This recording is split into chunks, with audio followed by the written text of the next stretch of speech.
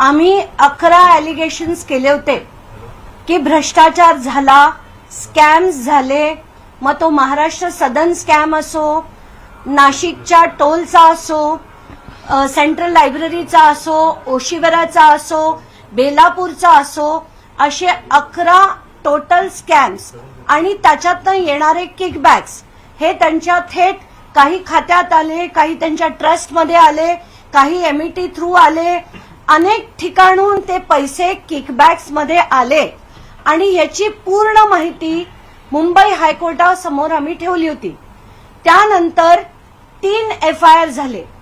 पहिला FIR हा महाराष्ट्र सदन घोटाळ्यात झाला, दुसरा FIR हा कालिन्याच्या सेंट्रल लायब्ररीचा झाला आणि तिसरा FIR हा बेलापूरचा तिथे झाला. आताच्या घटकेला या 3 FIR पैकी फक्त आणि फक्त 2 FIR मध्ये डिस्चार्ज मिळालेला आहे. तिसरा FIR नंबर 32 ऑफ 2015 जो कालिन्या सेंट्रल लायब्ररीचा आहे, त्याच्यातनं अजून भुजबळांना आणि त्या सगळ्या अक्युजना कुठलाही दिलासा मिळालेला नाही.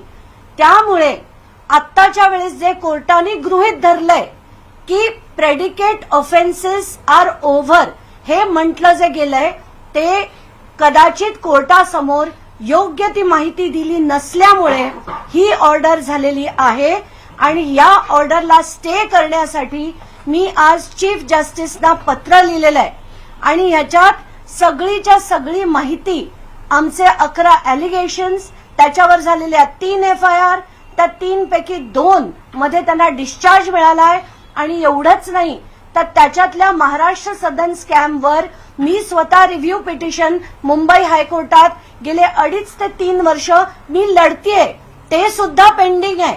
त्या व्यतिरिक्त जो FIR नंबर 32 आहे जो कालिना सेंट्रल लायब्ररीचा आहे तो आज तगायत संपलेला नाही. त्यामुळे कोर्टाने ईडीचे जे PMLA चे मॅटर्स आहेत, स्पेशल केस नंबर 2 आणि स्पेशल केस नंबर 3 हे संपले हे जे जाहीर केलं किंवा ईडीची क्लीन चिट हे जे सगळीकडे माध्यमांमध्ये चाललं हे कुठेतरी चुकीचं आहे.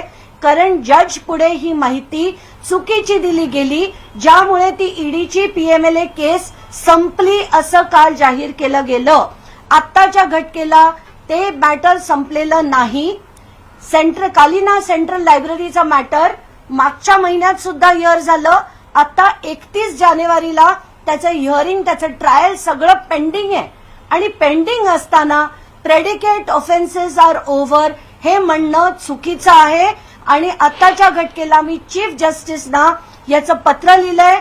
हेच पत्र मी चीफ जस्टिस ऑफ इंडियाला देणार आहे, सगळ्या कॉलेजियमना देणार आहे, मुख्यमंत्र्यांकडे पाठवणार आहे. कारण लॉ अँड ज्युडिशरी हे जे डिपार्टमेंट आहे ते मुख्यमंत्र्यांकडे आहे. आत्ताच्या घटकेला मला तुम्हाला इतरही माहिती द्यायची आहे की त्यांच्या विरुद्ध आम्ही काय काय लढलो.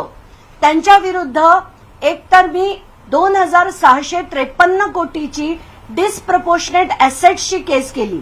हे सुद्धा मी ॲफिडेव्हिटद्वारे माझ्या PIL मध्ये मांडलं होतं, त्याची सुद्धा चौकशी पेंडिंग आहे. या व्यतिरिक्त पूर्ण देशभरात बेनामी ट्रान्झॅक्शन प्रोहिबिशन ऍक्ट ही जेव्हा आली तेव्हा बेनामी ट्रान्झॅक्शन प्रोहिबिशन ऍक्ट खाली पहिली कंप्लेंट केली होती ती मी केली होती 2 गोष्टींविरुद्ध. एक म्हणजे भुजबळांच्या सगळ्या कंपन्यांचे डायरेक्टर्स आणि त्यांनी जे पैसे फिरवले त्या सगळ्या ऑपरेटर्स विरोधात मी बेनामी ट्रान्झॅक्शन प्रोहिबिशन ऍक्ट खाली त्यांच्या विरुद्ध कंप्लेंट केली. आता त्याच्यात काय झालं होतं की ह्या कंप्लेंटमध्ये एक सुप्रीम कोर्टाची गणपती डीलकॉमची एक केस होती, ज्याच्यात एक ऑर्डर आल्यामुळे ही केस सुद्धा संपवली गेली होती. पण ती गणपती डीलकॉमची सुप्रीम कोर्टाची केस परत रिव्ह्यू मध्ये गेली आणि त्याची ऑर्डर कम्प्लिटली उलटी आली. म्हणून एप्रिल 2025ला मी पुन्हा एकदा बेनामी ट्रान्झॅक्शन प्रोहिबिशन ऍक्ट खाली कारवाई व्हावी, जप्ती जशीच्या तशी ठेवावी सगळ्या प्रॉपर्टीजवर, याच्यासाठी मी एप्रिल 25 मध्ये IT डिपार्टमेंटला तसं पत्र दिलं त्याच्यावर कारवाई सुरू झाली, ती कारवाई सुद्धा पॅरलली चालू आहे आणि हे सगळे ऑफेन्सेस आहेत ते सगळे एकात एक आहेत. म्हणून हे ईडीच्या पीएमएलए कोर्टनी हे आत्ता जी स्पेशल केस नंबर 2, 3 मध्ये जी ऑर्डर पास केली आहे, द जज हॅज एर्ड असं मी सीजेना पत्र लिहिलंय. He has erred in passing this order आणि मला ते आता चॅलेंज करून त्याच्यावर या ऑर्डरवर स्टे घेऊन पुन्हा ही चौकशी जशी होती तशी करण्यात यावी असा विनंती अर्ज मी आत्ता चीफ जस्टिसना दुपारी पाठवला. या व्यतिरिक्त मी आता भारताच्या चीफ जस्टिसना, कोलेजियमना, प्रधानमंत्र्यांना आणि मुख्यमंत्र्यांना जे महाराष्ट्राचे लॉ अँड ज्युडिशरी मिनिस्टर आहेत त्यांना पाठवणार आहे.